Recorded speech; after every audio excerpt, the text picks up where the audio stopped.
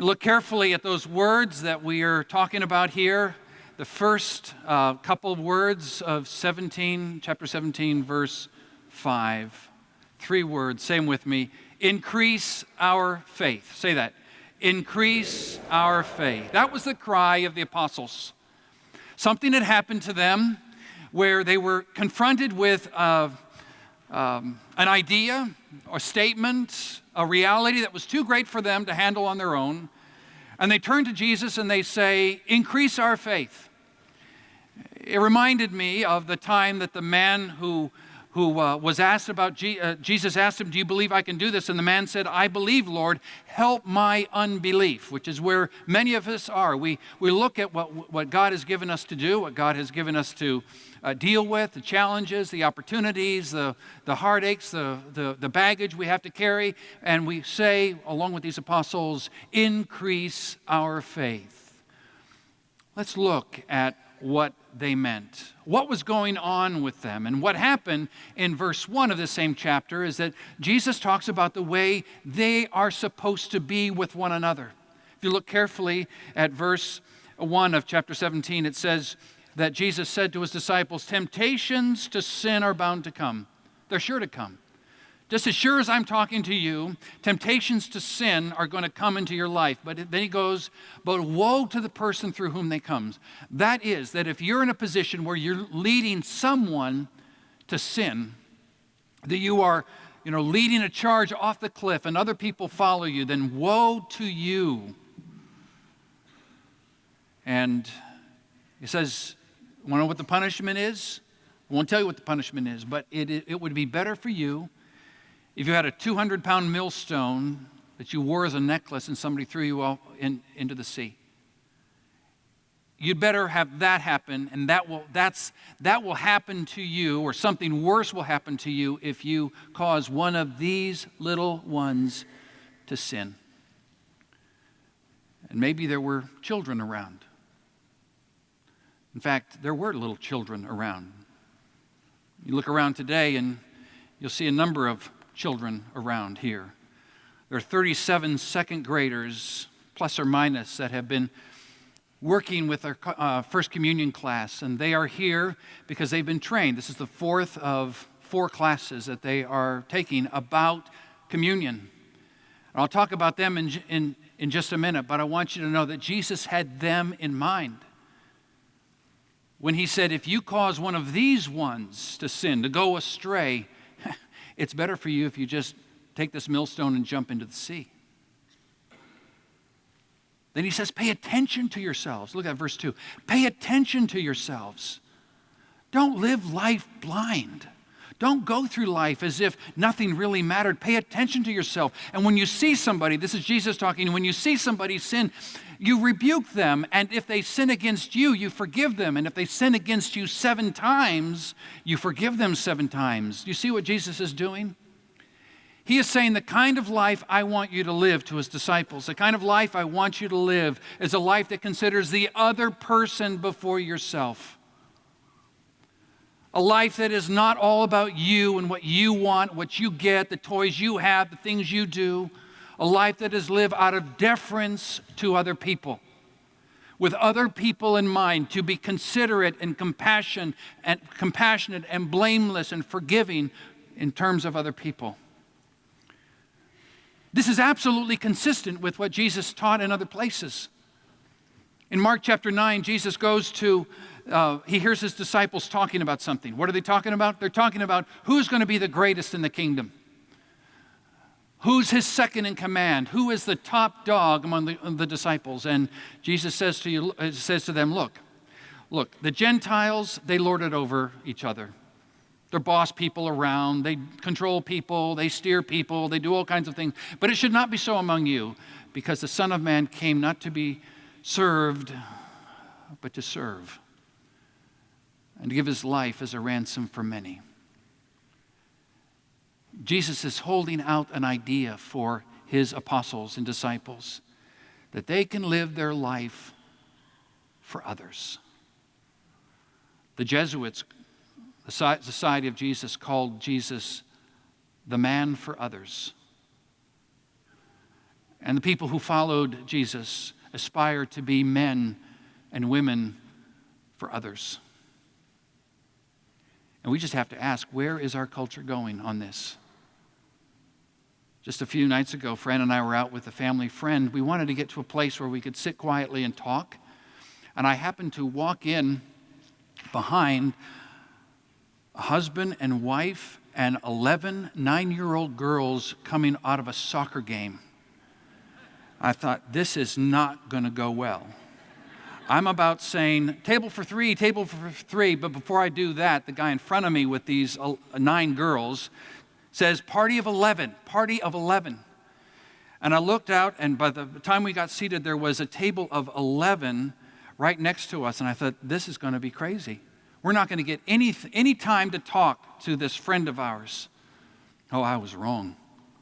The girls around these 9 or 10-year-old girls around this table were absolutely silent.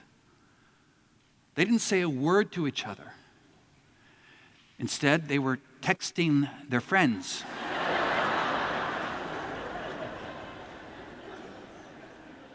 I thought to myself, what kind of world are we building where we would allow our children to sort of move around in a bubble of their own making? And Jesus pops that bubble and says, look out for other people. If you see somebody that's messing up their lives, go to them. Reach out to them. If you see somebody, if they hurt you, if they offend you, you forgive them. And if they do it 7 times in a single day, you forgive them. And if you are causing any of these little ones to sin, you better stop that right away, because your life needs to be lived out of deference to other people. And it is at that point that the disciples said, increase our faith. We need more of that faith that we have to achieve the kind of things you're talking about, Jesus. Increase our faith. And Jesus, it's an amazing thing what he does here, because he is not only resetting their expectations about their own lives, he's resetting their expectations about what faith is. Think of it for a moment. They say, increase our faith, which their idea of faith is like it's a rheostat or a dial that kind of you can turn and get more faith in your life. Increase our faith. But Jesus says, that's not faith at all. Faith isn't a muscle. Faith's not a dial. Faith is not a rheostat. Faith is not a level that rises and falls in a person's life. He says, look, if you have the faith of a tiny mustard seed, which is 1/16, a little seed that would be 1/16 of an inch, little seed that would be on the end of a pin, the head of a pin. You have that much faith, that kind of faith can tell this sycamore, mulberry fig tree with massive roots. I just tore one down in my front yard. Massive roots. You can tell that tree to get up and be cast into the sea, and it'll do it. What's the point? Jesus is saying, pound for pound, faith is the most powerful thing in the world. More powerful than bombs, more powerful than politicians, more powerful than governments, more powerful than you trying to control your life, control someone else's life. Faith is the most powerful thing in the world, because it allows you to see what God is doing on the planet and have that as an inside information. I'll give you an example. A couple of weeks ago, my son Jed took his son, our 3-year-old grandson, Evan, to the movies. First time Evan had been to a movie. And they went to see a 3D movie. And they got these glasses, the 3D glasses. And Evan, this little tiny 3-year-old boy with a head about the size of an orange, he's really small. He puts on these glasses, okay? And he looks up and he sees this screen happening in front of him, and he can see things happening through these glasses that without these glasses look only blurry and unfocused. Jed said that he looked up on the screen and he began to grab for things as he saw them appear on the screen. This is faith. This is what faith is. It's putting on a set of glasses That's not a dial in your life. It's not a muscle. It's not a rheostat. It's not a level that comes and goes. It's a little tiny understanding where you begin to see God at work in your life. And you put these glasses on and you see things that you can only see in blur without them. You're able, with a set of glasses, with these lenses, to see what God is doing in this world that you cannot see without them.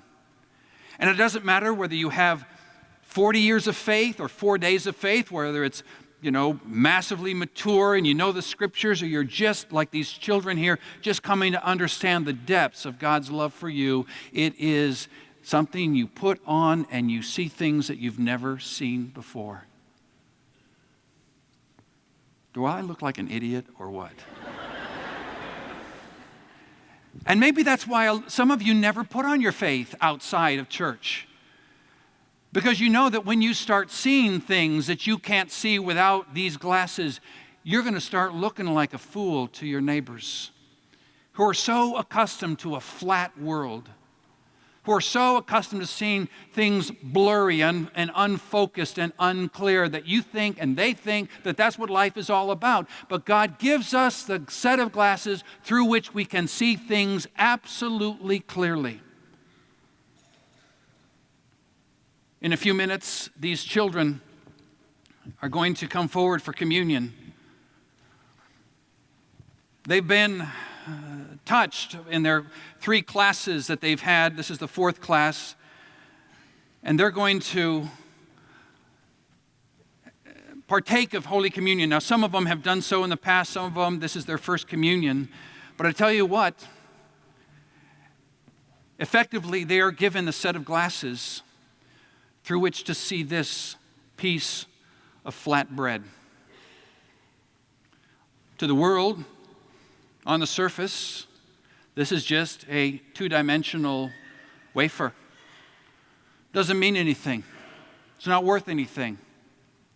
But to a person of faith, they can see this.